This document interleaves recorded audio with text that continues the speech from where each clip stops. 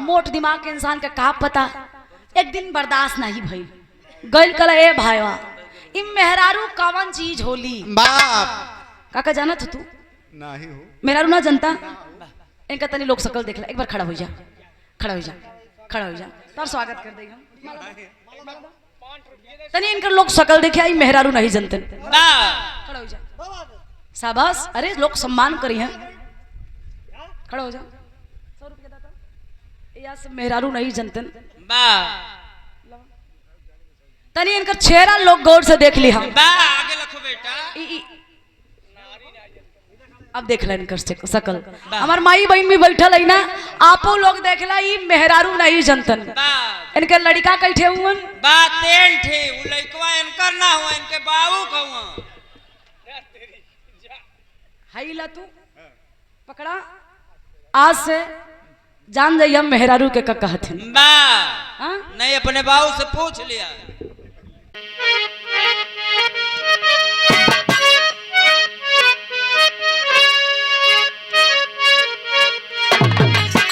कि बुद्धि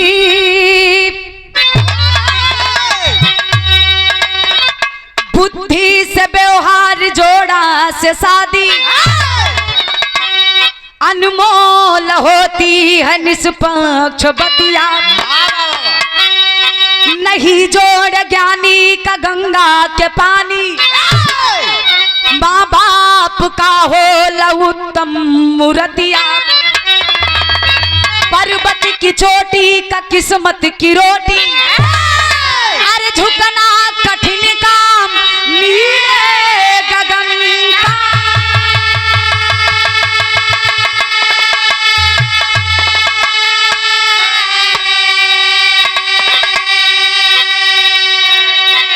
दर दर भटकता है इंसान भोला, दर्जा दिया है ज्योतिषी रतन का।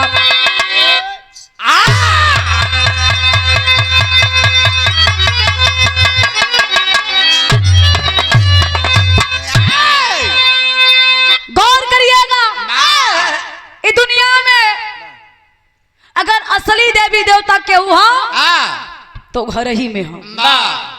मैं एक बात हर मंच पे कहती हूँ, आज भी कहने का काम करने चल रही हूँ। किसी मंदिर मत जाइए, किसी मस्जिद मत जाइए, किसी देवालय मत जाइए, किसी शिवालय मत जाइए। घर ही मंदिर है, घर ही मस्जिद है, घर ही देवालय है, घर ही शिवालय है। घर ही चारों धाम बा। कहाँ? माई बाप के चरनिया में। जिसने अपने माँ बाप को खुश कर दिया, जिसने अपने माँ बाप की सेवा कर लिया, उसे चारों धाम की यात्रा करने की जरूरत नहीं है बाबूजी। अब माई बाप पूजा न पावे, खटिया पर बैठे बैठे बेचारे 2 वक्त के रोटी खातिर तरसत हुआ। अब बेटवा चल दिलस गया जगन्नाथ जी, चारों धाम की यात्रा कई क्या भात खाना आरी पड़ोसी देखते ही जानला बर्दाश्त ना होई, एकदम राय का भीड़ लगी। अरे वो भौकाल कौने काम पे, जब घर में माँ बाप ही दुखी है, चारों धाम की यात्रा करने से आपको कोई फल नहीं मिलेगा। लेकिन और देखें, बर पक्ष की तरफ से आज के बाद दूल्हे राजा के दादाजी श्री राम सिंगार यादव प्रिंसिपल साहब, दादाजी के कर कमलों से पुनः ये 1100 रुपए दे के आशीर्वाद दिया गया। एक बार जोरदार ताली बजे के चाहिए। वाह, बहुत बहुत धन्यवाद आशीर्वाद के चाह रही।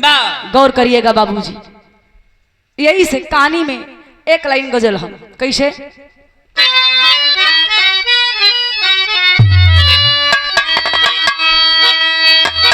वाह,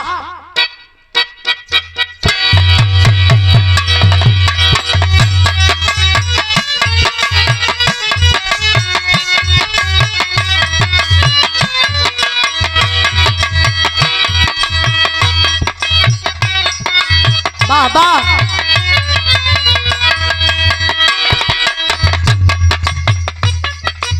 बड़ी पुरान हो। आए मुसाफिर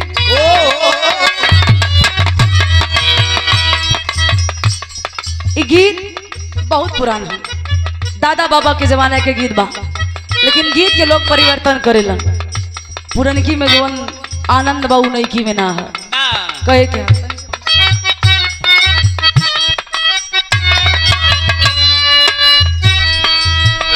ऐ मुसाफिर भटकता है क्यों दर बदर ऐ मुसाफिर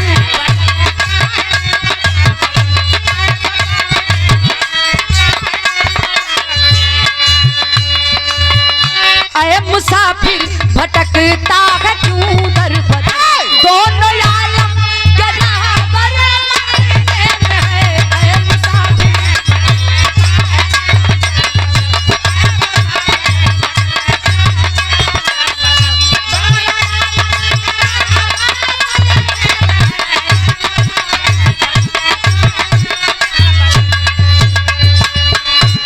लेकिन गौर करिएगा इतना पंच बाबू बैठल हुआ आप लोग तनी बिरहा पे और कबीर जी के लिखल एक एक बात पे गौर करिएगा समझदार लोग बैठल हुआ का लिखल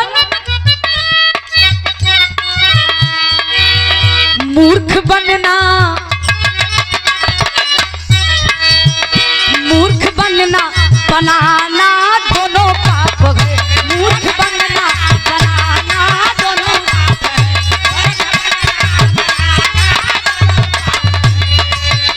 मूर्ख बनना बनाना दोनों पाप कैसे करनी छुपाओगे भगवान से मूर्ख बनना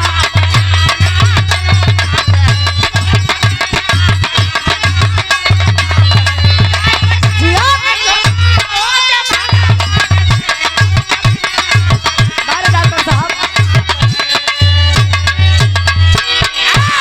मूर्ख बनना बनाना दोनों पाप है कैसे करनी छुपाओगे भगवान से हई कहानी के हिजा से शुरुआत बा कौना परिवार के कहानी है भैया अरे जिया जिया रहे एक मनसाराम मनसापुर की टोला में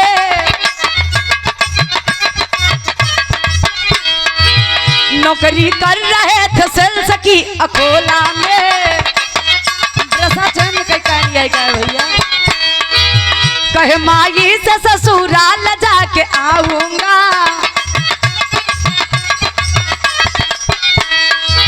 बड़े आदर से दामाद कहा जाऊंगा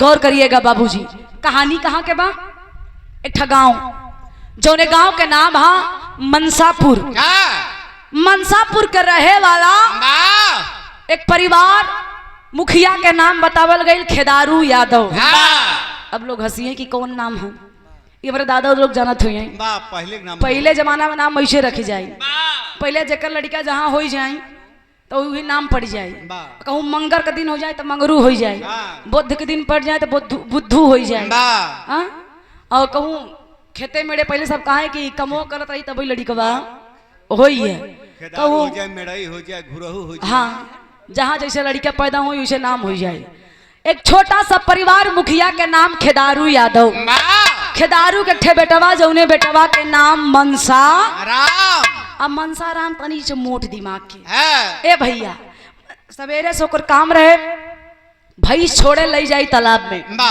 भैंसिया के दिन में चरावई और नदी में नहवाई के सजवा की बांधे लेके आवे बांधी धीरे धीरे उ लड़का सयान हो गई लेकिन बुद्धि नहीं बढ़ल अच्छा जो सथवा के लड़का रहलन हमरे अमित भैया जैसन लोग जो तनी से दिमागदार रहलन उनकर तो बियाह हो गई घरे में दुल्ही आई गई अब लड़के कुल जाए तक वही बात करे कि यार जब से हमारे मेहरुआ आयल है ना माँ कसम कहा था जब से आयल बस दिन पर दिन हमारे पेटवा ही निकला था बा ओजनइये बढ़ी जात है ओजनइये बढ़ी जात हाँ अभी मनसारा वही कोनवा में बैठ के सुनई मोट दिमाग के इंसान का का पता एक दिन बर्दाश्त नहीं भइल गइल कला ए भाईवा इ मेहरारू कवन चीज होली बाप काका जाना तू नहीं हो मेहरारू ना जनता इनका तनी लोग शकल देख ला एक बार खड़ा हो जा खड़ा हो जा खड़ा हो जा तार स्वागत कर देगा तनी इनकर लोग शकल देखे आई मेहरारू नहीं जनते खड़ा हो जा शाबाश अरे लोग सम्मान करी हैं खड़ा हो जा 100 रुपया दाता या सब मेहरारू नहीं जनते तनी इनकर चेहरा लोग गौर से देख ली हम। बा आगे लखो बेटा। अब देख ला इनकर सकल। हमार माई बहन भी बैठल है ना, आपो लोग देखला ई मेहरारू नहीं जनतन। इनके लड़का कैठे हुवन बा तेन ठे उ लइकवा इनकर ना हुआ, इनके बाबू कहवा। हाई ला तू पकड़ा, आज से जान जाइए हम मेहरारू के का कहथिन। बा हाँ? नहीं अपने बाबू से पूछ लिया। और करिएगा बाबूजी। अब मनसारा मुई कोरमा में बैठ के सुनता कहा ई लोग का मेहरारू मेहरारू बक्केलन गैर कर। ए भाई तनी बताओ बा ई मेहरारू कवन चीज होली? अब कुल देखल कलन अरे ससुरोबा पट्ठा जवान भइल हुए अहिरे का बेटवा, अहिरे का बेटवा के खाई पी शरीर दूध दही एकदम खैले मनसाराम एकदम शरीर बनल है, देह बनल है। अब लड़कन कुल मजाक करे लगलन, कहलन करे पगला सारे हेतना बड़ हो गईले, जाके अपने माई के कह दे बियाह करवा दे तोहरो दुल्हन आ जाए। कहला अच्छा हमार माई हमके दुल्हन दे देई। कहला ना का। अब लड़कन कह देलन, अब इनके दिमाग में सेट हो गई। अच्छा पागल इंसान मेहरारू खातिर सरेख हो जालन। आई रोज भैंस लेके जाए, आवे 5 बजे 6 बजे, आज 3 ही बजे भैंसिया लेके अब माई बैठल करस करे पगला खाना तो लेके गईले। अब कैसन रे कहे माई फालतू बोलू जिन, आज के बाद हम तोर भैंस ना चराई। कहीं नू का है कह सुन, अगर भैंस चराई एक शर्त पे ते हमार बियाह करेबे कि ना करेबे? हम अहू के मेहरारू चाहे अगर ना देबी तो हम तो है के राख ले। के कहलस मनसाराम हो। हाँ तनी सो मोट दिमाग करो के का पता मेहरारू कौन चीज होली। अब खिसियाई माई उठ के खड़ी कहे पगले कोई पगला ते का बोलत हुए, अरे तोरे मुंह में आग लग जाए। बुढ़िया बेकार करबे काला से हम ई सब ना बोलत हई। हम चाहिए तो चाहिए, हमका मेहरारू चाहिए तो चाहे। आहा ये हुई ना बात। आज के बाद दूल्हे राजा के फुफ्फा जी, बुआ तो नहीं है लेकिन फुफ्फा आई है, श्री सुभाष यादव फुफ्फा जी की तरफ से 200 रुपए का आशीर्वाद, बहुत बहुत प्रणाम।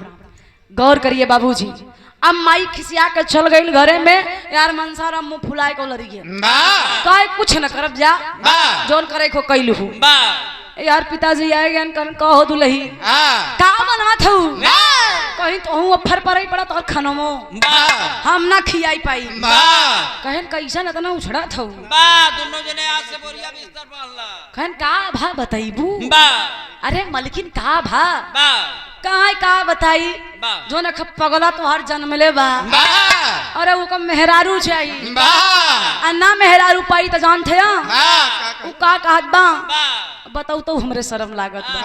वो कहत बगर मेहरारू ना देबू तो है के राख ले।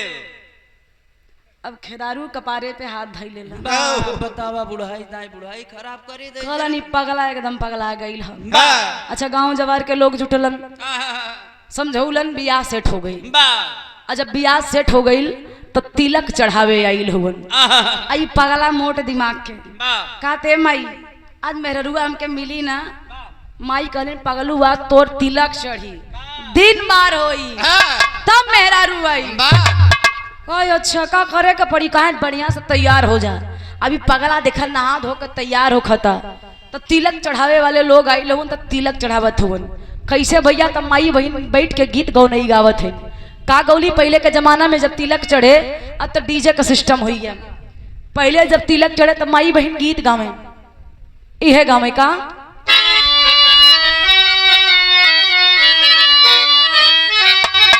अरे वाह गावे कहीं कहाँ से पोथिया कहाँ रे पोथी जाई, कहाँ रे पोथी जाई रामा के कारे दुआरे पोथी उतार तिलक लिए बाभन पोथियार बैठ जाए तो गाँव कहाँ से पोथी यही है, कहाँ रे पोथी जई है, रामा के करे दुआरे पोथी। तब जब जान ले गांव देश के मान जैसे यहाँ के हुई गए, कहीं हरई पट्टी से पोथी आए। अरे का गमुक नाम भैया, अरे हरई पट्टी से पोथी आए, धीरौली पोथी उतार, धीरौली पोथी उतार, रामा रामा जय प्रकाश दुआरे पोथी आवई तिलक लिए बाबा। ये उनका अंदाज रहे माई बहन के, जेकर जेकर जैसे नाम जाने वैसे से गाय दे। जोन तनी की सुन के मैं नहीं एज करा है ऊ गाँव में भैया का गाँव में जब तिलक चढ़ाई ला गई तो तनी से छुआई के गाँव में का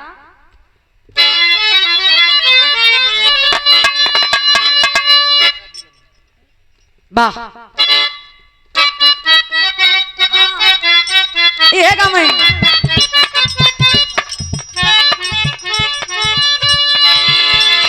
बक्सर जिला भोजपुरिया राके आगे पटना,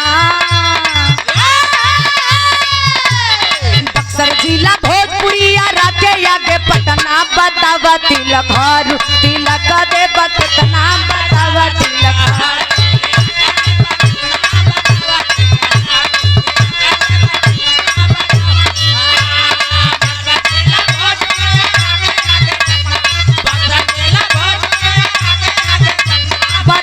तिलक हारू तिलक दे बतना, बतावा तिलक हारू।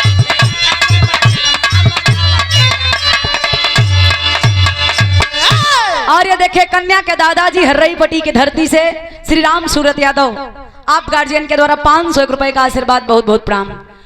कहा मम्मी मांगे दान दहेज, पापा मांगे हीरो होंडा, बतावा तिलक हारू हर तिलक दे बतना, बतावा तिलक हारू।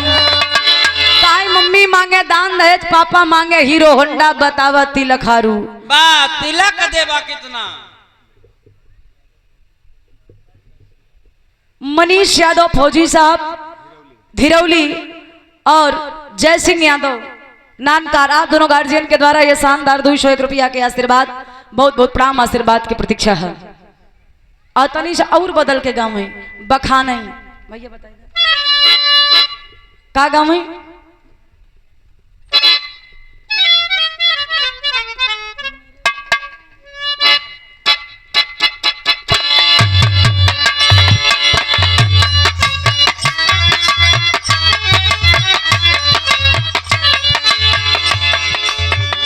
मेरे भैया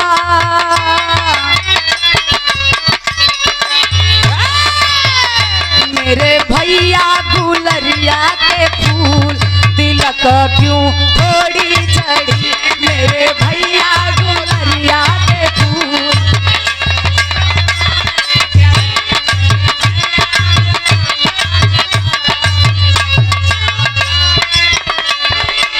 देखा माई बहन के कल्पना गुलरिया के फूल, और गुलरी के फूल क्यों देखे हा, क्यों नहीं देखे बा। कहा मेरे भैया गुलरिया के फूल तिलक क्यों थोड़ी चढ़ी, तब तो कहा समधी पितरी चढ़ई बई, चढ़ाई दिया हो समधी कसकुट का थाली। तमाम गीत गावे भैया, ए तमाम गीत गावे तिलक चढ़ गया मनसा राम के, बियाह हो गए दुल्हन घरे में आई गई, समय बीत गया, 1 दिन 2 दिन 3 दिन 4 दिन बीत गया। अच्छा उठा दिन बा मनसा राम तनी से मोट दिमाग कर रहबई करेन, खूबसूरत दुल्हन घरे में आई बा तो करेन का भैया इनकर काम रहे कलेवा खाई के। माई राती के रोटी रखे रहे वही बड़ेरी में, कहे ने माई बड़ा भूख लाग लगते मुटकी रोटिया खाई ले। माई कहे तबीयत खराब बे बेटवा जाए के लेके, अब मनसा राम गए तो देखे वही छानी में रोटी निकालेन और तेल हेरत हन तो पौते नहीं है। सवेरे के टाइम में नई नई दुल्हन नहाता, कहे ने दुल्हनिया करे लौते तेलवा हमके काम है, अच्छा दुल्हन सोचे कि सवेरे सवेरे कहूँ घूमे जाई यहाँ बा कहा ये हो सुना हम नहाते ही जाए कि हमारे मसहरी अब तेलवा रखा बा लैला पहले के जमाना में हिमगंगे के तेल चलते रहे बा 1 लीटर वाला 1 लीटर के डिब्बा रहे हिमगंगे के तेल हुए नया नया डिब्बा लेके दुल्हन आई रहे अभी मनसाराम मोट दिमाग के गयन देखे मसहरी पे 1 लीटर हिमगंगे के तेल रखा है बा सोचे न हमार मेहरारू पढ़ी लिखी बा बुद्धिमान बा बा एकर मतलब ही तेल के सेवन करेली कहन आज से हम सरसों के तेल ना खाई बा वही हिमगंगे के ढक्कन खोलेन रोटी पड़ाई लेहन आ जब रोटी पड़ाएं तो तनी सा नमक डाल के बढ़िया से एकदम लीप के बा ओका मोड़ के वाह। आ लगेन खाई आ जब खाएन भैया बा लगा कर छियावा ना सोचा अब तनकर मूड एकदम भनक गा मूड जब इनकर भनक गा भैया बा कहन तेरी मेहरारू की अगुआ सार का मेहरारू पढ़ी लिखी बा हरे राम हो राम बा साला फसाए दे ना जाने हो तो मरतीन हम कल एक मरबई करती बा सोचा अरे वाह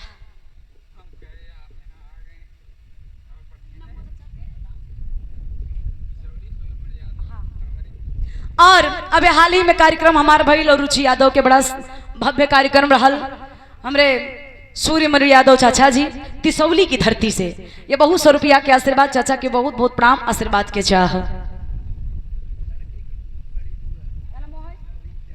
वाह धन्य हो हमारी रीता बुआ एक बुआ और रहे तो चली आए नहीं हम जाए के बाद विदाई ले बिना जाब ना हाँ और ये देखे आज के बाद साधुल्हे राजा के बड़ी बुआ रीता यादव बुआ जी के तरफ से 200 रुपए का आशीर्वाद एक ही बुआ 50 रुपये भेजवाई दे लेकिन भेजवाई दे बा वैसे हमारे माई बहन के पैसा के निकलवाई नहीं सकत बा या तो मोदी निकलवाने या तो तू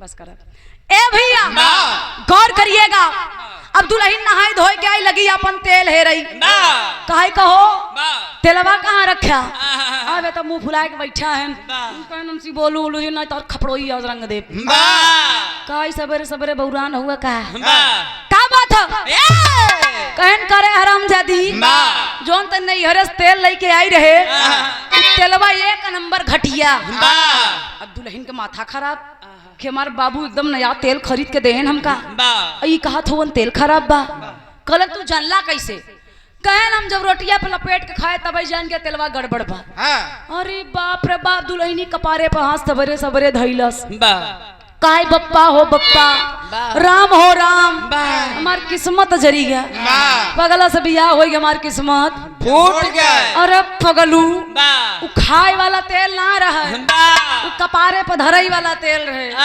ठंडाई करे वाला का अब हम तोरे साथे ना रहा दुल्हन अपन बोरिया बिस्तरा बांधे चल देस नहीं रे महीना पर महीना बीत गया यही चैत के महीना नियर आई मनसा राम के बर्दाश्त नहीं होत लगा थवन देह तोड़े कला ने माई माई अरे तई बुढ़ाई जाई तक चूल्हा मुहे डाल रहे मार मेहररुआ लिया क्या खाना पीना बनाए बाबू माई सुनतन कहन पगल हम जाना थे तो का माई चिंता नहीं तो का अपन ढेर चिंता है बुढ़ा कहन जाए बेटवा सयान भर जाई पतोहली आई आई गहन पतोहली अबई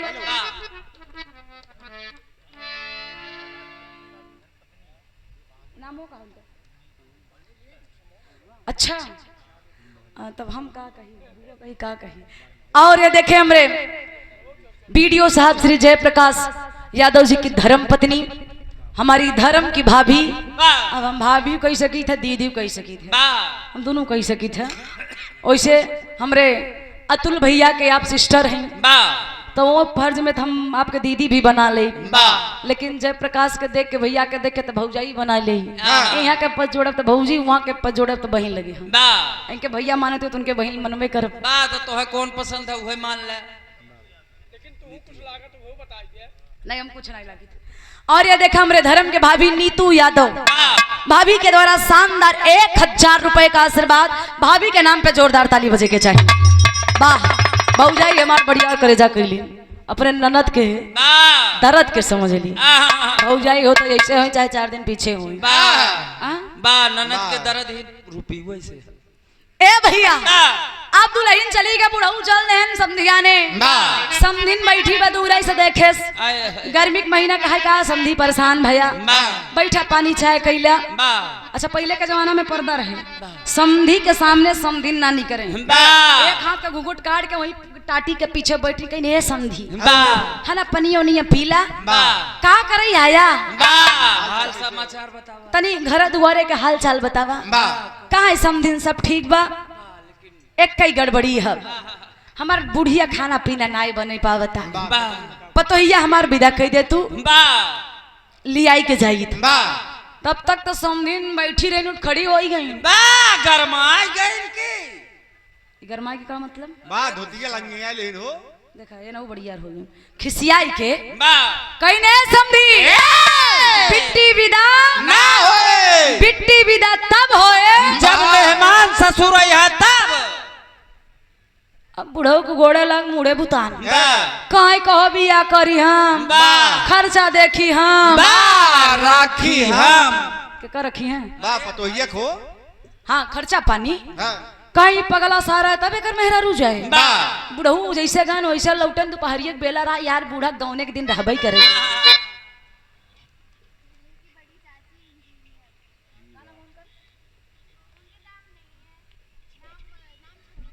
दूल्हे बादशाह के चाची जी इंजीनियर हमरे धर्म के भाभी आपके द्वारा ये शानदार 501 रुपए का आशीर्वाद पैर छुके पहलगी है आशीर्वाद की प्रतीक्षा उपस्थित जनता जनार्दन के प्रणाम।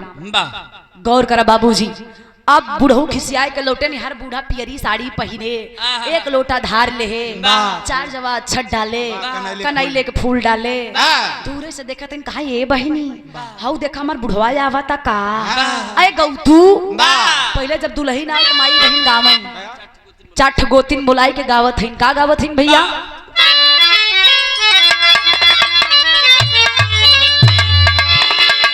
ये गामई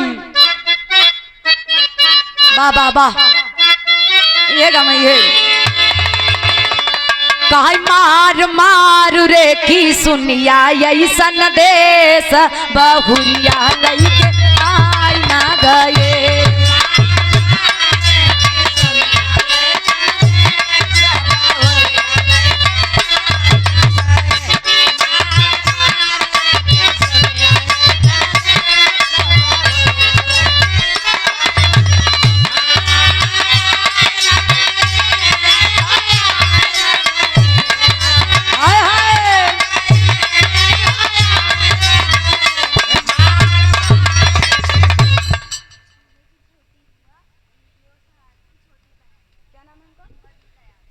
आज के बाद सा दूल्हे राजा के छोटी बुआ बीडीओ साहब की छोटी बहन बबीता बुआ जी की तरफ से शानदार 201 रुपया के आशीर्वाद बुआ के प्रणाम हो आशीर्वाद के कामना बा। ए भैया तनी गौर करा अब यार बूढ़ा गावत है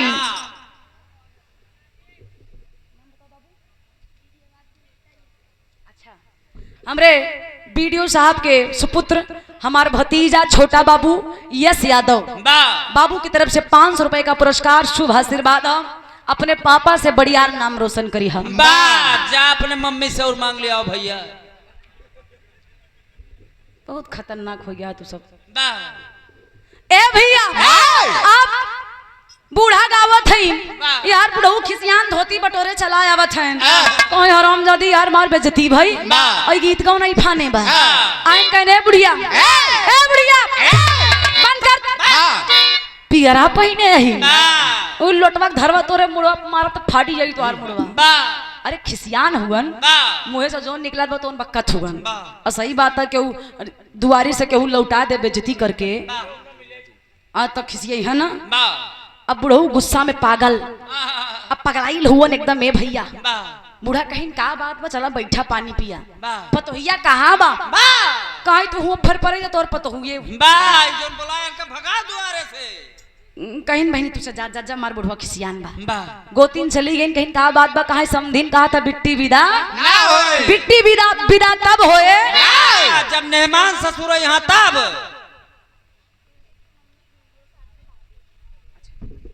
हमरे बीडीओ साहब के भाभी जी और आज के बादशाह दूल्हे राजा की मम्मी जी यानी कौशल्या देवी आज के दिन कौशल्या रानी कौशल्या ए भाभी जी की तरफ से शानदार 501 रुपए का आशीर्वाद प्रणाम हो, आशीर्वाद के चाह रही वाह गौर करिएगा बाबूजी। अब बुढ़ऊ बतावत हैं तब मनसारा मुँह पिछवाड़े से सुनत हैं का ये बाबू तोहार बेइज्जती मतलब हमार बेइज्जती अब बर्दाश्त नहीं बा वाह। माई काहे पगलू तो हो रही देन बा जोन पतो नहीं आवत बा तू हमरे कोखिम पागल जन्मा ना होता तो तोरे जात ना तोरे बाप के बेइज्जती ना हो मनसाराम का माई धोतिया लइका होता वाह आज आई फैसला करब वाह धोती कुर्ता पहने चले लगन माई खाई सुन सुन वाह ए पगला सुन जात है वाह जहाँ सूर्यास्त हो जाए वाह। यानी जहाँ दिन बैठ जाए वाह वहीं रुक जाया बेटवा अच्छा वहां से कई कदम आगे बढ़ाया वाह जानी अब मनसाराम मोर दिमाग का सोचे हमारे बाऊ कसम माई कसम धई देब हम कदम ना बढ़ाई चल देहन ससुरारी एकदम घरे के करीब पहुंचत हैं तो घटना घटी है ओह। विराह में तरस लगे भैया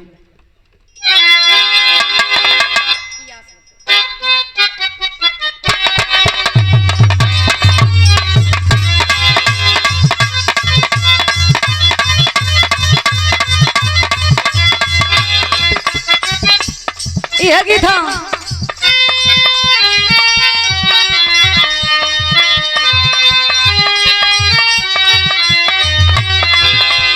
ए रानी हो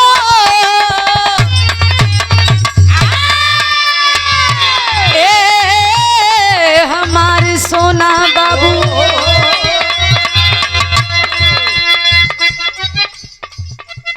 बड़े भैया अमित यादव मैनपुरी के ऐतिहासिक धरती से चलकर आए आपके द्वारा 501 रुपए दे के हौसला बढ़ाया गया बहुत बहुत प्रणाम कहे का भैया गोरी तोरी गोरी तोरी गोरी तोरी चुनरी लाल लाल रे रोड पे चले लू कमाल चाल रे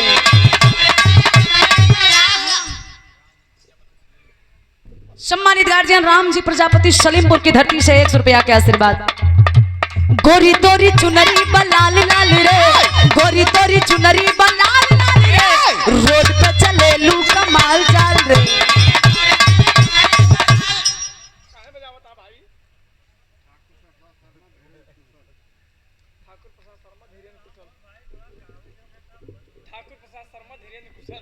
ठाकुर प्रसाद शर्मा धीरेन्द्र कुशल भैया की तरफ से 51 रुपया के आशीर्वाद वाह पनिया तनी वो हर मौके के पिया बुढ़ऊ बैठल हुआ जमाना बदल गया वाह बुढ़ऊ के साथ खाना भी खाई जाते कहे क्या सुना हंसी मजाक अपनी जगह आप मनसाराम ससुरारी पहुंचत हुवन जैसे घरे के पिछवाड़े पहुंचे वैसे सूर्यास्त हो गया और जब सूर्यास्त होइगा तो माई के क्रिया याद आई है वही देवाल पकड़ के बैठे हैं मोट दिमाग के इंसान को देखा देवाल पकड़ के बैठे हैं घरे में का घटना घटत वो पूरा सुनता है कान लगाई के वाह होत का बा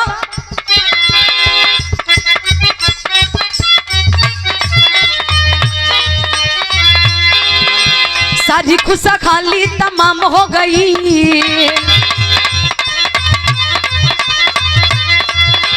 सारी खुशा खाली तमाम हो गई घर के पिछवाड़े पे शाम हो गई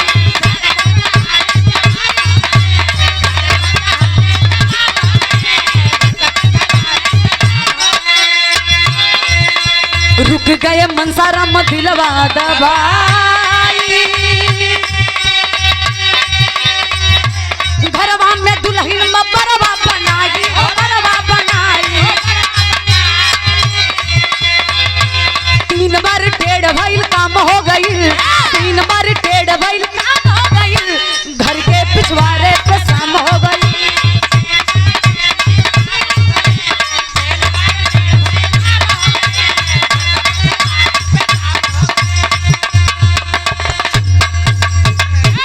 गौर करिए बाबूजी मनसाराम देवलिया के पिछवा से बैठ के पूरी बात सुनत बा उनकर दुल्हनिया जौन रही मनसाराम के दुल्हनिया घरे में बड़ा बनावत रहे आप सब जानत हो जौन घरे में दाली के बनत है बड़ा के कहलन अब यहाँ का कहलन ना जानीलन दुल्हन बड़ा बनावे तो और 3 बार बनौने 3 बार बरवा ना बना मनसाराम पूरी बतिया के सुनत हुवन मनसाराम पूरी बात के सुनत हुवन कहन हो दे सबेर तो उन्हें पे हमका पागल कहीं छोड़ के रही इनके खुद ही के थोक ढंग से उड़ नहीं बा रात कैसो बीती सबेर होइया जब सबेर भा तो सूर्यास्त सूर्य उदय होत बा धीरे धीरे एकदम अजोर होत बा, बा उठे नाक मीजत कहे ना पेटे में तो बड़ा तेज भूख लाग बा।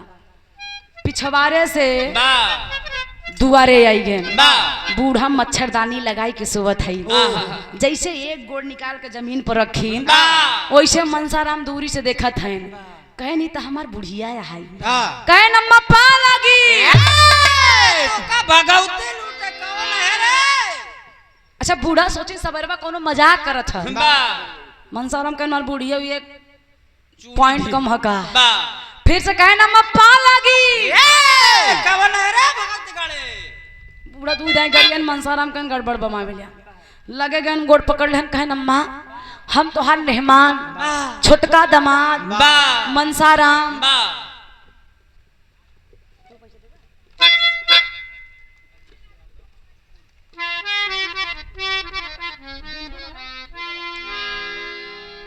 आज के बादशाह दूल्हे राजा के बड़का भैया बा अरविंद यादव उर्फ बिंदु महाराज जी गोबराहा के ऐतिहासिक धरती से बा आपके द्वारा 501 रुपए देके हौसला बढ़ाया गया।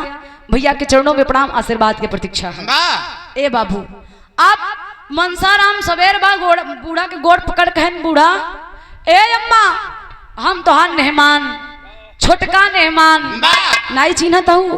अब तो बूढ़ा थर थर कापई लाख शरीर कि बुढ़वा आई रहा बिट्टी बिदऊ ना आई करे लागत बुढ़िया चल बसे मच्छरदानी हटाइन चादरा बिछाइन कहीं मेहमान बैठा और घरे हाल चाल बतावा कैसे तना सवेरे कैसे आया।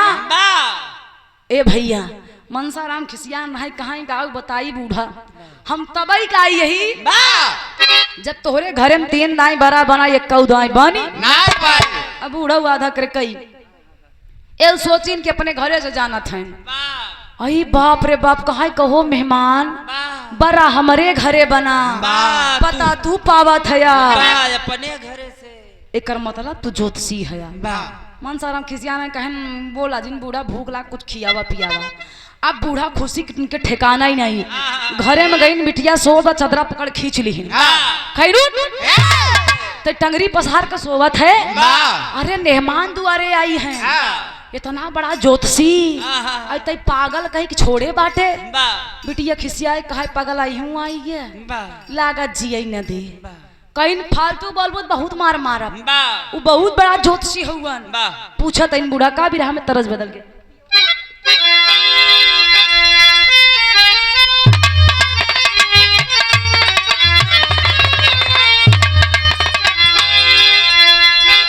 अरे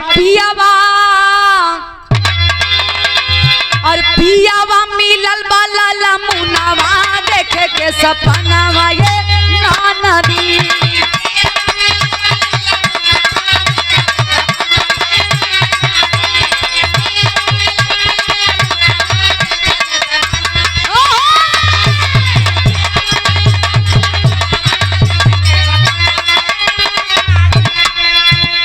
लेकिन माई अपने बिटिया से पूछा तइन करे पगली ते तो का पागल कहे लेकिन वो तो बहुत बड़ा ज्योतिषी नहीं करी गया कहीं कैसे कहीं घर में जोन बड़ा बनाए रहे का अपने घरे से जानी गए। अब बूढ़ा के दिमाग ना काम कर दो का पता गवारे पिछवारे बैठा रहा हो बूढ़ा समझ में आवत कि अपने घरे से जाने बिटिया से पूछत ही कैसे कैसे के जाने ला पहुनावा गुनावा बतावा ये बिटिया।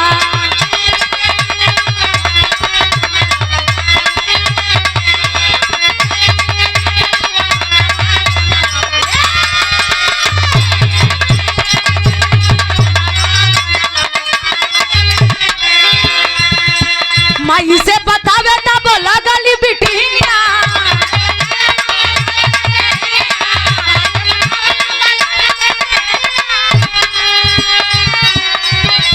ज्योतिषी ही विद्या में खाई न पठनिया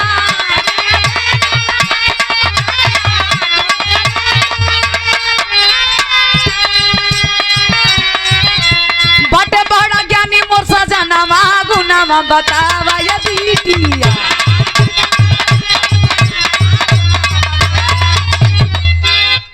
पूछत है बा बिटिया कहा बहुत बड़ा ज्योतिषी नहीं जान पे जेकर सरसों के तेल ठंडा तेल में फर्क नहीं पता कवन कपारे धई जात कौन खाई जात है ज्योतिषी है माई कहीं तई कौनो गड़बड़ी कई के आई है बतावा हमार मेहमान इतना बड़ा ज्योतिषी कहीं चम्मा पकौड़ी बनो जल्दी से खियाओ मेहमान हम गाँव में आवत है।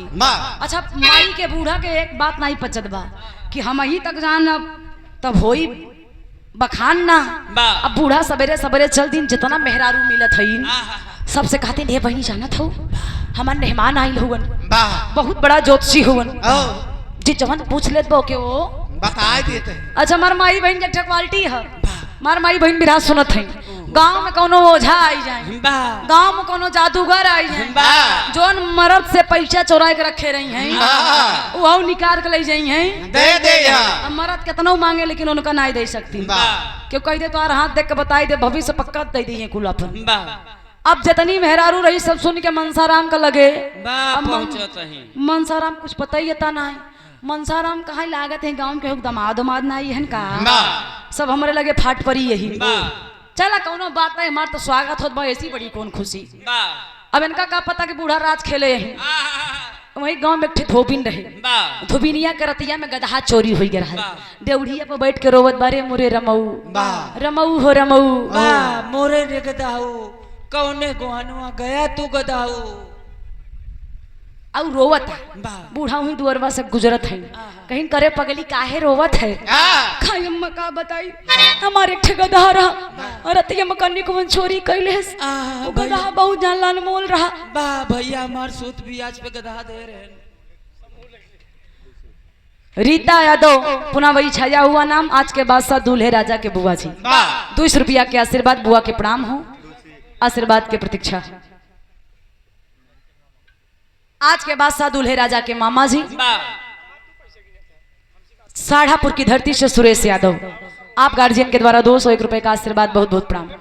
अच्छा सुना आप धोबइन के लिए आके बूढ़ा आवत है पगली रो मत हमार दमाद आई बहुत बड़ा ज्योतिषी हुवन चल पूछ ले तोर गधवा मिल जाई अब देखा धोबइन उठाए से अपन धोती लंगियाए भगई लाग भगी पहुंची। अच्छा तनी से धोतिया पकड़े जल्दी जल्दी गई कहे अम्मा कमवा हो जाए कहे बक ऐसा ना होए तनी से और रो जब ज्यादा रोगे तो 2 नंबर पहले लागे। अच्छा मेरे माई बहन के अंदर क्वालिटी बा छनई में रोई है छनई में हंसी है लगिन भैया कारण कई कई रो भाई मनसाराम के गई भाई गोड़ पकड़ी खाई अरे मोरे नंदोई इतना दिन बाद आया मोरे नंदोई मोरे के धावा हेरता नंदोई हम तो होरे गोहनवा आए मोरे नंदोई बारे दो भाई बा ए भैया बा अब मनसाराम कहा भाई कौन बीमारी हम आई है मेहरारू ले आई जाए केहू भैंस ना आई लागत बा केहू मन से दू ना आई आवत बा केहू भैंस ना गाभिन होत बा केहू गधा चोरी होई गया आए कुल ठेका ले आई हम कहा आई सब हमसी ना होई बूढ़ा इन पूछस का ए मेहमान ती बहुत बड़ा ज्योतिषी है ना तू बहुत बड़ा ज्योतिषी बेचारी बताए दे गरीब बा परजा पाऊना मनसाराम कहना हो ई देवी के क्वालिटी है कहीं तो झूठा ही अफवाह उड़ाए हम ज्योतिषी अगर हम नहीं आए दे तो जितना जनी पूरी कचौड़ी खियाए भाई मार के निकाल ली मार मार का मार धर्मोस निकाल ली है ए भैया धोबई हुई गोड़वा पकड़ के बात का बा अहिरवा के भाव है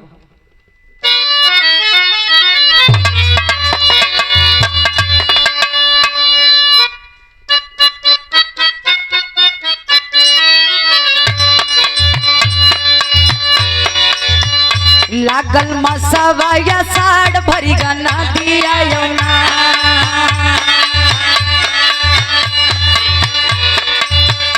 लागल मसवाया साड़ भरी गना दिया यौना दरवाया ये नाही हमारे नानक के बीरना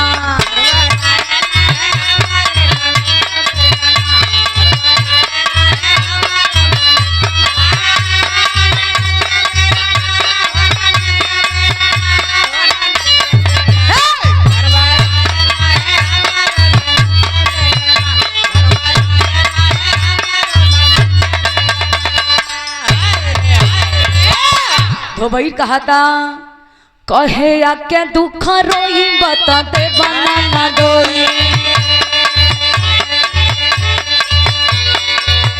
कहे आके दुख रोई बता दे बना ना डोई गावा दुनिया में कोई नौजवान गधा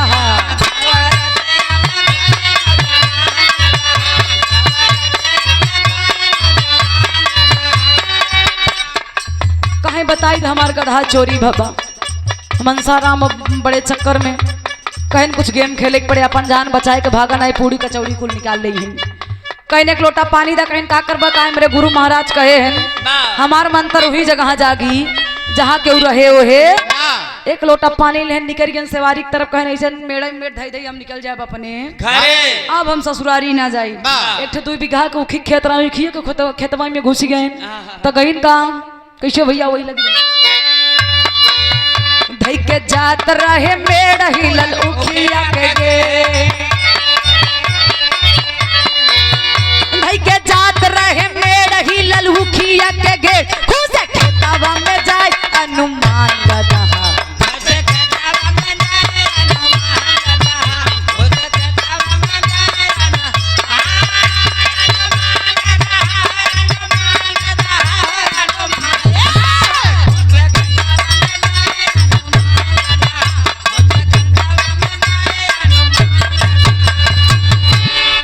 गौर करिएगा पंचो अब मनसाराम जब उखिया खेतवा में घुसे तो देखे उखिया गिड़वा ये मोट दिमाग के कहे लागत कौनो सार हमका घेरा था आवा सारे पहले तो सी निपटप तब आगे सोचन के हमका मन ही हेरता और गदहावा हुई उखिया के बिचवा में हरियर घास खात रहे वो हरियरी एकदम बल भैयापन चाभाता और जब गिड़वा हटाई के देखे तो गदहावा हरियरी चाभाता कहन जय हो भोले ना आज सच्चो के हम ज्योतिषी लोटक पानी अड़ान जन जम से हुए गधा वही जोट्टा बांध दे वही जोट्टा में गधा बांध के आई गए घरे लगन बा फुलाई दुबई में बैठी कहा ये नंदोई गधवा मार मिला पहले हाथ गोड़ धोवई देबू हाथ गोड़ धोइन बढ़िया बिस्तरा राजा महाराजा के न्याय बैठे अब तो गधा मिले ही कहन जान थे गए मंत्र गए गुरु महाराज के मंत्रों गा पदीने चोरवा के बांध दिया चोरवा तोर गधा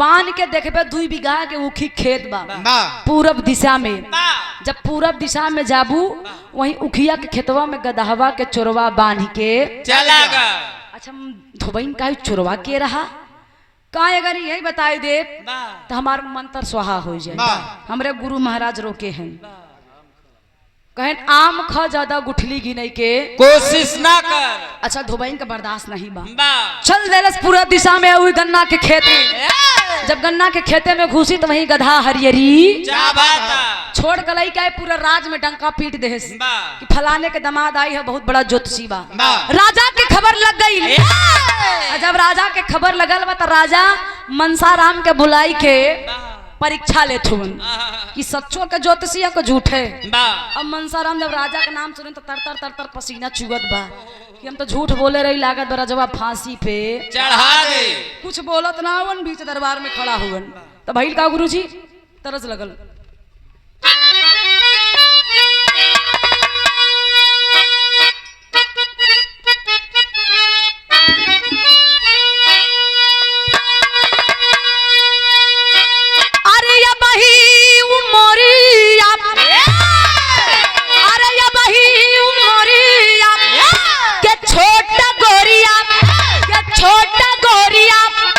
काहे रंगले बाडू लाल लाल ओठ गोरिया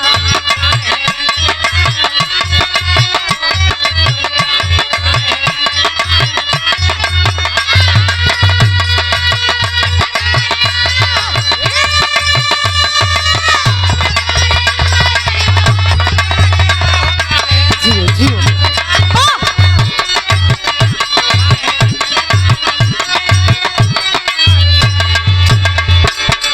लेकिन धोबईन का करत बा पंचो तनी गौर करा प्रचार कई रहे बा तो होत का बा अरे कइले धोबिनिया अरे कइले धोबिनिया अब प्रचारन नगरी अरे प्रचारन नगरी तब भूलवा ये राज खोत बेनुसार नगरी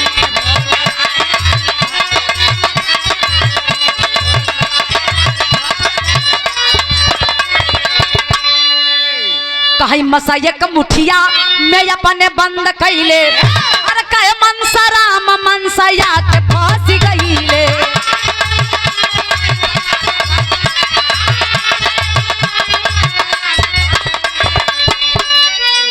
कि चाहे जिंदा छोड़ा चाहे मारी डाला नगरी हर मारी डाला नगरी तब भूलवाए राजा होता बेनुसार नगरी। बीच दरबार में मनसाराम के खड़ा कर दिन मनसाराम को पसीना छूटा था। राजा साहब अपने मुठिया में एक मच्छर के दबाई ले कहन कि मनसाराम बताओ मेरे इस मुट्ठी में क्या है, अगर सही बता दोगे तो मैं जान जाऊं कि तुम बहुत बड़ा ज्योतिषी हो। मनसाराम कहे अगर इतना बड़ा ज्योतिषी हो 4-5 गो मेहरारू रख ली थी। अब ओके तो पता नहीं बा मजे देर परेशान भइल काहे का झूठ मूठ बोली आप तो फसई वाला ही राजा फसिए देवे करी कहे ने राजा साहब देखा अपने नमवा के आधा करथा नाम मनसाराम बा कहे राजा साहब मनसा आए कि यहाँ फसिया है वो आपके हाथे में बा चाहे मार द चाहे छोड़ दा। अब राजा के लागत बा कहा था कि मसा आए के आपके हाथे में फसिए बा चाहे मार डाला चाहे छोड़ दा। खुशी के मारे मुठिए खोल देलन और जब मुठिया खोलन तो मच्छर दौड़ के जाए के गले लगाए लेन कहें जय हो मनसाराम तुमसे बड़ा ज्योतिषी मेरे राज्य में कोई नहीं है। मनसाराम कहे काऊ हम बताए हैं महाराजा साहब कहें रे मनसाराम तुमने छोटे से जीव का नाम बता दिया मैंने मच्छर दबाया तुमने मच्छर का नाम बता दिया कहनो हो जय हो भगवान हमार नाम राशि फसल रहलन का तब कहे कर हम ढीला तब रजवा सोचे झूठ बोलत है लगल बाप बटोरे कहाँ है राजा साहब छोट मोट बात हमसे मत पूछा करा आई हम मनसाराम हम सब जानीला।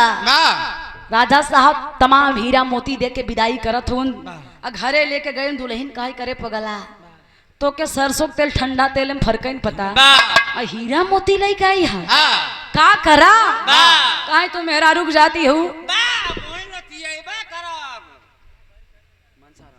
तो तू काहे कूदत है मनसाराम कहत अच्छा कहे नाम खो गुठली दुल्हन का पगला लायक भेब हमसी का मतलब समय बीत गया बाबूजी एक दिन रानी के नौलखा हार चोरी हो गया राजा साहब वही रूमोआ में बंद कर देन कहे ए मनसाराम रात भर का टाइम है बताओ मेरी रानी का नौलखा हार किसने चोरी किया फिर मनसाराम का फिर फंस गए एक बार झूठ बोले लगा तब कि पक्का फांसी हो जाए रतिया में रटा था कि निदिया यौती काहे नाई निदिया निदिया विदिया निदिया निदिया चल्लाज बक निदिया आई जा रतिये भर के बाद सवेरवा फांसी हो जाए। किस्मत जेकर जब जागई वाली रहे और वही राज के नौकरानी जेकर नाम विदिया उहु के नींद नहीं आवत लागत भी सच्चो को ज्योतिषी है वही दरवाजा के लगा खड़ी है वही दरवाजा के पास खड़ी बा कहाई रजवा आई मनसाराम आइल बा कुछ न कुछ खेला करी कनमा लगाए बिहार मनसाराम कहतन विदिया यौती का है नाई उनका लागत बा कहतन कि विदिया यौती का है विदिया यौती का है नाई विदिया यौती का है कहां रतिया भर के बाद बस सवेरे फांसी हो जाए। अब ओकरा दिमाग में विदिया सोट हो गया वो निदिया निदिया चिल्ला था विदिया नौकरानी आओ देखे दरवाजा खुला भाराई पड़ी गोड़े पे कोछे में नौलखा हार चोरी करे रही ऐसे गठिया रहे उपाय के धाई दे है धन्य हो मनसाराम तो बहुत बड़ा ज्योतिषी है इन नौलखा हरवा लाई लेकिन हमार जन्मा छोड़ दा हम मनसाराम एकदम आँखों नीचा तन की सपना तो नहीं देखत कहना खरन हम ही यही विदिया नौकरानी जो रतिया चिल्लात है विदिया यौती कहे नहीं तब तो मनसाराम बाई टाइट कहें तहीन है रे तहीन विदिया है कब से बोला था यही नहीं पेऊ है कहे हम तो इन कहा रहे सवेरे तोहरे फांसी होए आज के बाद फिर चोरी विदिया नौकरानी हुई हर वदई देश खाई हमको माफ कर दिया दू लड़कियां हमारे हैं रोजी रोटी का सवाल बा राजा साहब नौकरी से निकाल दे कहीं सब जो जो, जो भागे से अब हार ले लेन खुशी के इनके ठिकाना ही नहीं लगे अगरबत्ती पगरबत्ती अगरबत्ती पगरबत्ती सुलगा भाई और सवेर भात नौ नौकर रहा कहा कैसे हो ज्योतिषी जोन आइल है उनके कमरोस मार धुआं धुआं भाभा कहूँ गांजा तो नहीं पिए थे सर ई कहूँ चिलम उलम वाला था ना गहन दरवाजा खोला तो देखा था अगरबत्ती पगरबत्ती अगरबत्ती पगरबत्ती आवा था वहाँ कहे ना सोया रहा अगरबत्ती सोलगत है आई है मनसाराम श्राप दे दूंगा भस्म हो जाओगे अब उन्नो बेचारे सिलेंडर हो गए क्या कहीं तो बड़ा गड़बड़ है दरबार लगल बा ले गईलन मनसाराम के राजा कहन बताओ रानी का नौलखा मिला की कहने राजा छोटा मोटा काम हमसे करवाते हो फालतू काम आज के बाद हमसे करवाया मत अब तो मिलते गए बाह टाइट करवे करी हम कहन राजा सुना रानी के नौलखा हार मिल गया बा जाके बाप सामने वाले बरामदा के गमला के नीचे देखा वही नौलखा हार रखा बा नौकर गईलन देखलन तो लेके कह राजा साहब सच्चो में रखल है कहन के रखलस कहन केहू भी रखल उसी का मतलब तू आम खा गुठली मत देना हमार गुरु महाराज आदेश देले उन काम कर दिया लेकिन नाम मत बताइहा अब राजा साहब फिर से खुश दे देलन सोना जवाहरात हीरा मोती बना देलन राज के सेनापति अब दुल्हन फिर आए काहे करे पगला कैसन और पोस्टिंग पर पोस्टिंग होत बा कमन बीमारी है कहाँ तोरी जैसन 72 मेहरा रू मिल जाई है तो नौकरानी बना के रख रहे को तो रह नहीं तो निकल ले मनसाराम को दुल्हन का पगला कोनो बुद्धि खेला था बेचारी चल गई समय बीते लगा तो बिरहा में टेरी लिखे के पड़ल गुरुजी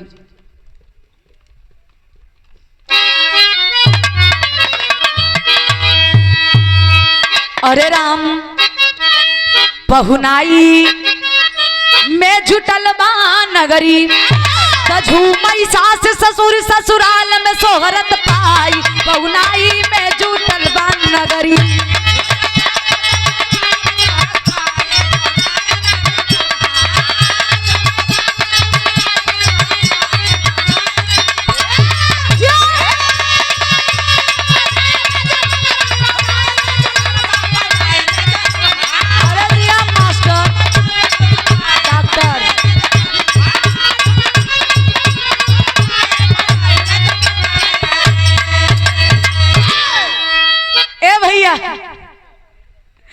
गौर करा हेलो हेलो अब सेवा भाव होत बा सेनापति बन गए समय बीते लगल तो पापट में कहे के पड़ल गुरु जी का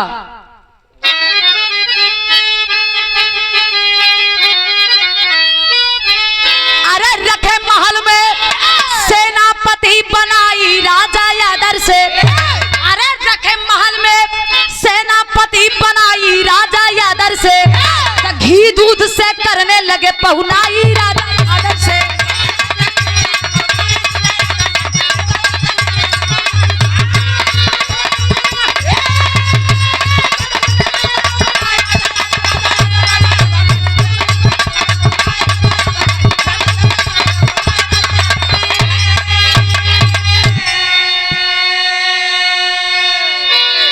ए भैया तनी गौर करा अब मनसाराम सेनापति बन गए संजोग देखा वही राज्य के पड़ोसी राजा आक्रमण कर देलन चुनौती भेजवा देलन कि हमरा से युद्ध करा नहीं तो अपने आप के समर्पित कर दा आत्मसमर्पण कर दो अब राजा के पसीना छूटत बा जोन सेनापति उनसी झलत रहे कहा ये राजा जोन अपने राज्य में नयका सेनापति आए हैं मनसाराम बहुत बड़ा ज्योतिषी है काहे ना लड़ाइया को नहीं भेज दा जीत हो ही जाए ए भैया अब मनसाराम के पास राजा गए कहन सेनापति एक काम करना है ये सोचे कुछ अपन आइटम ले खोई हम बाप फुला खड़ा बन गए राजा आदेश करिए कहे ना आदेश इतना ही बा कि पड़ोसी राज्य से लड़ाई लड़े के बाद तब तक घास दिया जमीन पे कहन राजा साहब हम तो पूजा पाठ करे वाला मनई एक काम करा सेना भेज दा हम यही से मंत्र से अपने ताकत देत रहा राजा कहन ना जाना तो तुमको पड़ेगा अब जिद पड़ गया राजा मना करे तो करे कैसे कहन चलो मनसाराम अस्तबल में घोड़ा पसंद कर लो कहन कभो घोड़ा बैठा रही तब पसंद करी गए अस्तबल में देखा तो मरल ही घोड़ी जेकर समय नजदीक रहे कहे नगर घोड़िया के ले तो 10-20 कदम चले ओकरे बाद मर जाए। बा अगर ई मरी गई तो हमारा भाग खोली जाए ई मर जाए का छोड़ के हम चला जाए अपने घरे। आज के बाद कहूँ ससुरारी में ना आई कहें राजा साहब ये घोड़िया लेब राजा साहब कहें दवा कराने नहीं जा रहे हो, बा लड़ाई करने जा रहे हो। बा कहें ना बा हमार गुरु महाराज आदेश कर ले हुए। बा कहें ठीक है ले लो। चल रहन तीर तलवार बंदूक ले, जौन तलवारी में धार ना रही आधा टूटी रही। ओ कहें राजा साहब ये तलवार ले। बा बंदूक हुए उठान जौने बंदूक में गोली चलत ना रहे कईयों दिन से कईयों साल से। बा राजा साहब कहें ऐसा ऐसा सामान बरावत है लड़ैया का करी है। बा कहें कैसे होई लड़ाई मनसाराम। आए कहें राजा साहब टोका मत, अंतरात्मा से हमारे गुरु महाराज आदेश देता है। बा ये तो अपने जुआड़ मैन को लोटा सीधा सामान ले रहा तो भाग जा। बा ए बाबू अब घोड़ी तैयार हो गया, घोड़िया के ऊपर गोला बारूद लाद ले लाद धन बढ़िया से मनसाराम सच के बैठ गए ना, पसीना छूटत बा कैसे होए आज हमार कहीं घोड़िया भागे न लागे। बा तो करत कहन बाबू हनुमान चालीसा पढ़त हैं कैसे आल्हा में कहे के बा।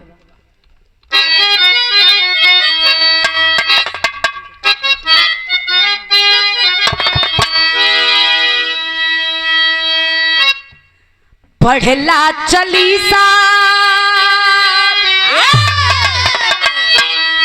अरे पढ़ला चालीसा मनसा मानवा में अपने भैया।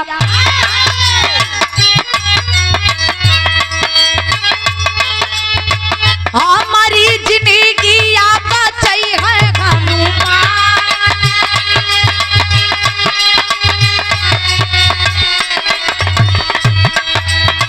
सेना बा सजा के सेना पाती चल दिहले बाबू।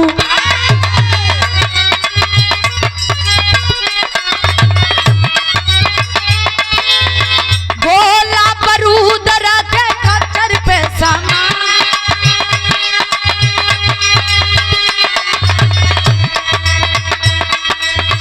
हाथी घोड़ा साथे में सा जाके तलवरिया चले।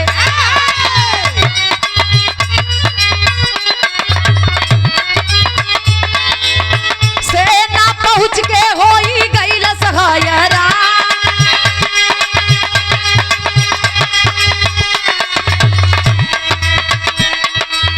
अइल नाकी सेनापति सेना घबराई गईले।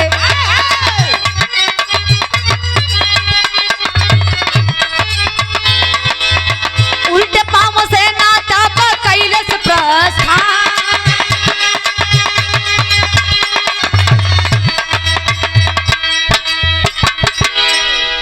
ए भैया अब यार हनुमान चालीसा पढ़ा तू जय हनुमान ज्ञान गुण सागर जय कपिस्तु लोक उजागर। बा यह मनावत हन के हनुमान जी हमार जन्मा बचाइला। अहो तो सवेरे हम चल देव अपने घरे आज के बाद झूठ ना बोला अब किस्मत देखा इंसान की किस्मत में जोन लिखल है वो जरूर मिली। अब मनसाराम घोड़िया के धीरे धीरे धीरे धीरे धीरे धीरे लेके चल दिलन। यार दुश्मन के खेमा से सेना पहुंच के वापस हो गए लौट आई और राजा से सारी बात बताई दी है बा कि राजा साहब आपके साथ विश्वासघात हुआ है। ओ जो अपना सेनापति था वो धोखा दे दिया। यार सेना लौट के राजा के भर देश राजा खिसिया गई एकदम। कहे ना भैया हम प्रस्थान करब सवेर हो तो के पकड़ा तो मारा बड़ी। बा वो हमरा से झूठ बोल ले हा। ए बाबू तब तक यार 12 बजे राती में मनसाराम है घोड़िया के लेके पहुंचलन कहा दुश्मन के खेमा के पास। और जब दुश्मन के खेमा के पास पहुंचे ने भैया तो अधियरिया रात एक बड़ियार पेड़ दिखलन लई जाए कहीं घोड़िया के पेड़वा में बांध दे और जब बांध दे कहीं नहीं पेड़वा पर चढ़ के एक नींद मार ली और सवेर हो जाए तो चला जा घरे। किस्मत देखा यहीं से ओहे बंदूक लेके चढ़ी गए पेड़े पे। तनी से नींद आइल बा और जब नींद आइल तो झटका में अंगुली से खटका दब गया और जब दबी तो गोली दब गए सोचा जवान बंदूक 2 साल चलत ना रही पता न कहाँ में गोली आई है। जब बंदूक से गोली निकली है धड़ाम दिना आवाज आइल बा वही बंदूकिया में एक गोली फसल रहे, यह है किस्मत। जब गोली चलल तो तेज से आवाज भइल बा, उ अवजिया से घोड़िया अपन लगाम छोड़ा के दुश्मन के खेमा में पहुंच गए। और जब पहुंचा तो करत क्या भैया, खड़ी में कहना हम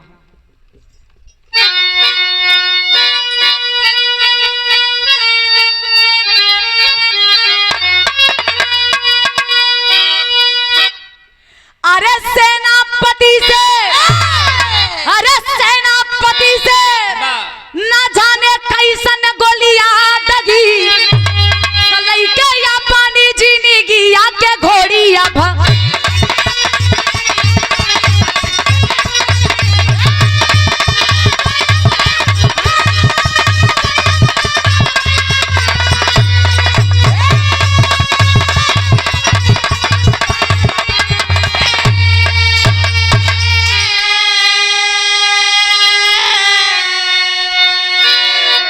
दुश्मन के खेमा में हे बाबू मचल हाहाकार।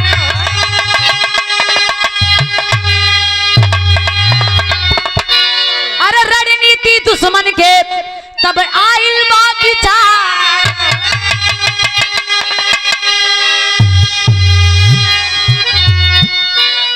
गौर करिएगा बाबूजी, अब मनसाराम वही पेड़वा पर से बैठल लोगन, घोड़ी जब छुड़ाई के लगाम दुश्मन के खेमा में पहुंची तो खेमवा में जाए के ई खेमा से वो खेमा, ऊ खेमा से ई खेमा, ई खेमा से ऊ खेमा। वही खेमवा में कूदता। आ जब खेमवा में कूदत रही तो करे ऊपर गोला बांधल रे, बारूद। आ जब जैसे एक दाई कूदी तब भक दीना से गोलवा गिर के धड़ाम धीना। आ जब जौने खेमा में गोला बारूद दगे तो खेमवा के जितना दुश्मन रहे खड़ा हो जाए, भाग के देना खड़ा हो जाए। अनहरिया रात में उठ के खड़ा हो गईलन।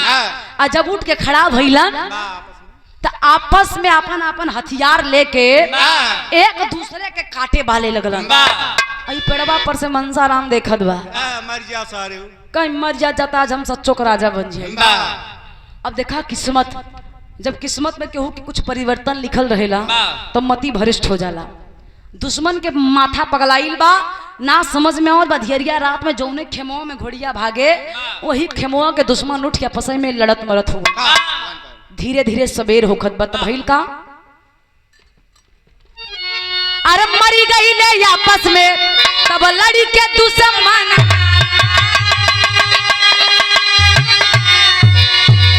अरे पेड़ावा से उतरे मनसा भइल बा बिहानावा।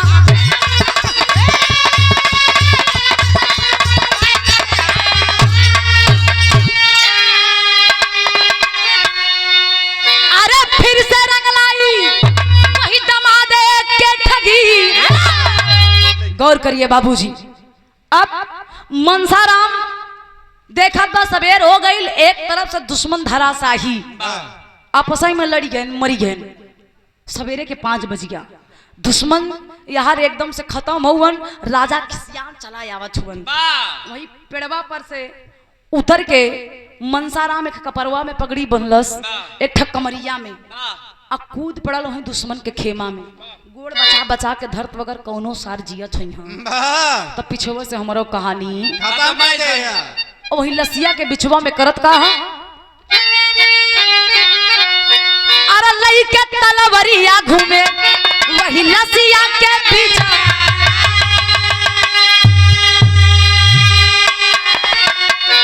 अरे देखै जब राजा तब चूमे लागे शीशवा।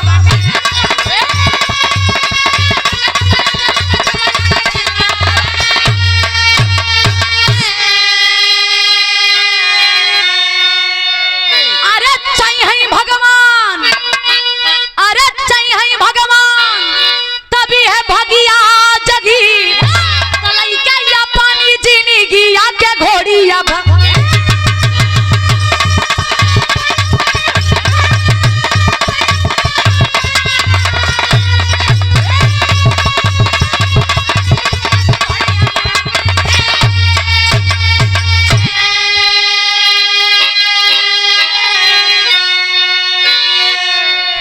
गौर करिएगा बाबूजी, राजा के देखत बा मनसाराम, कहे अगर राजा जान जाए तो हमार खेला खत्म हो जाएगी।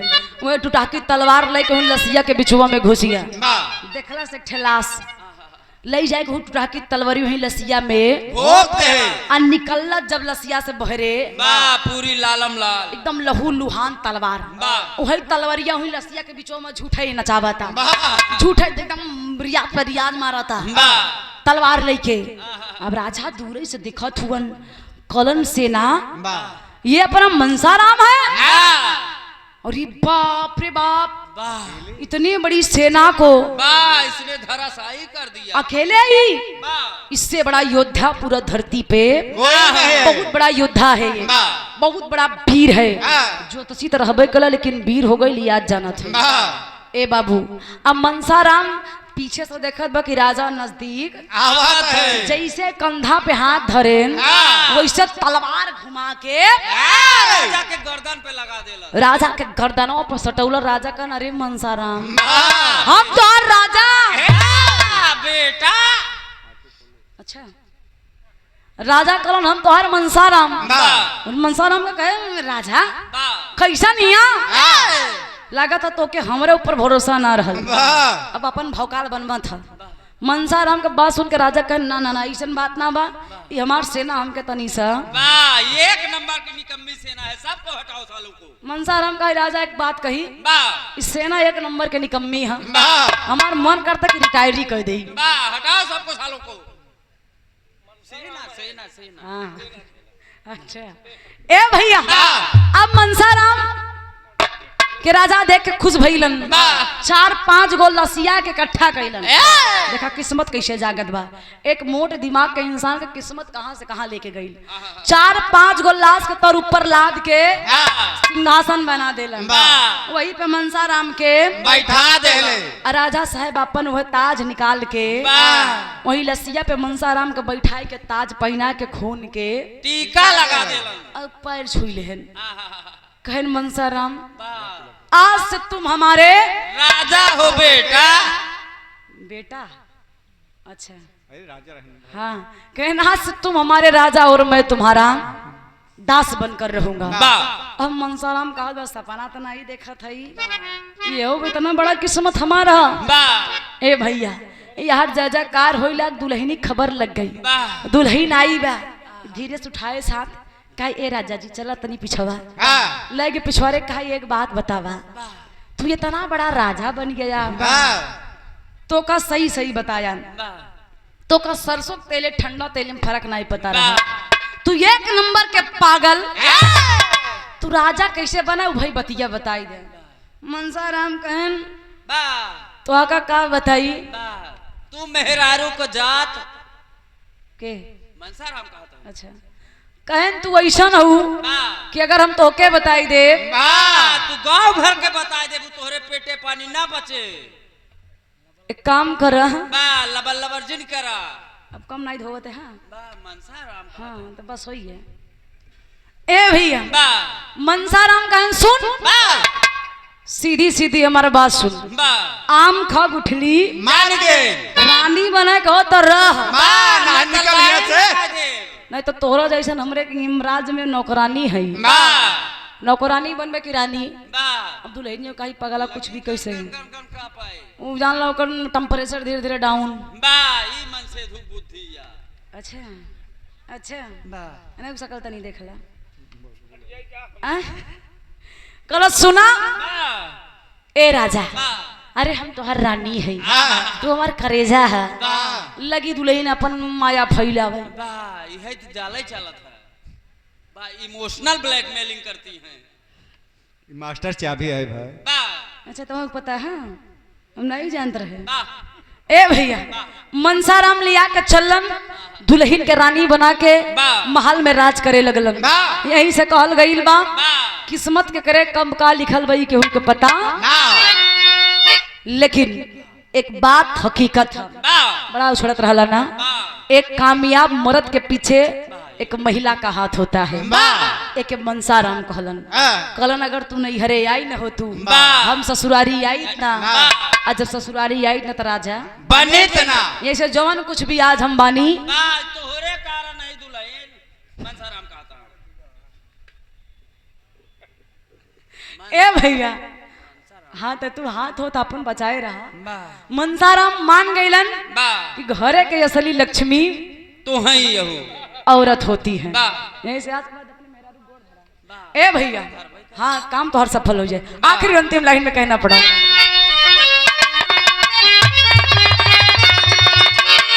गुरु बिहारी गुरु गणेश गुरु रामलाल गुड़कारी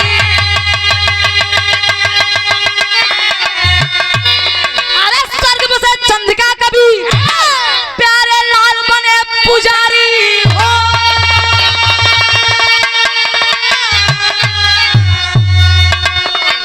पहुनाई मैं छुटल मान नगरी अरे पहुनाई मैं छुटल मान नगरी त ज्योति गया कभी के कबले के यजमाई पहुनाई में छुटल मान नगरी।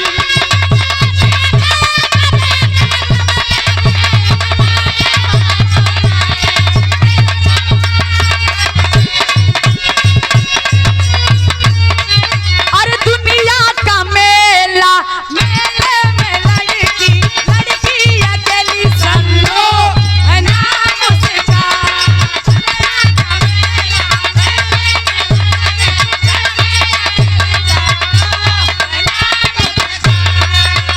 आंखें उसकी कटारी बाल नागिन सिंगारी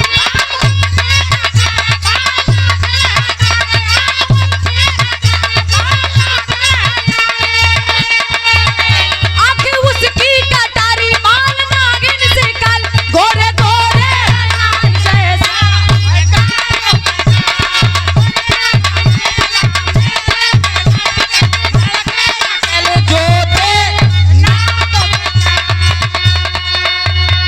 होश में